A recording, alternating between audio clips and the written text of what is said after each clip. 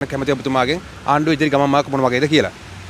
ඇත්තට මේ මගේ අදහස අනුව මමත් මේ ආණ්ඩුවට උපරිම කඩේ ගිහිල්ලා මේ තමයි ආණ්ඩුව ගෙනාවේ. ඒකට කිසිම පැහැදීමක් නැහැ. මෙලන් කිසි වැඩපිළිවෙලකට ගැන කිසිම මේ ගුණාත්මක භාවයක් මට දැන් පේන්නේ නැහැ.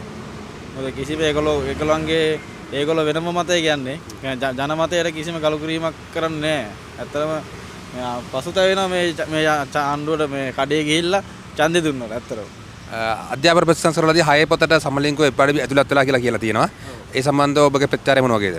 නෑ ඒක මෙහෙමයි. ඒක සාමාන්‍යයෙන් මට හිතන විදිහට ඒක කියන්නේ ඇත්තටම ඒ කියන්නේ ඒ අධ්‍යාපන පැත්ත දෙන්න ඕනේ ළමයින්ට.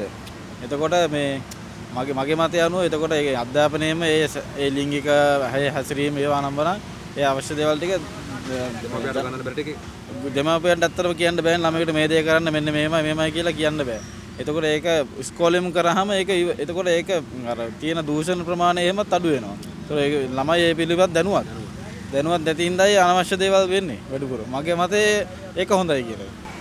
නෑ මටත් හිතන විදියට ගොඩක් මට දන්න විදියට ආරංචි ආව විදියට NGO මේ පැත්තට බරයි. ඒ හින්දා වෙන්නේ නැති ආණ්ඩුවෙත් ඒ වගේ දේවල් කරනවා ඇත්තනේ. කොහොමද ඔබතුමාට?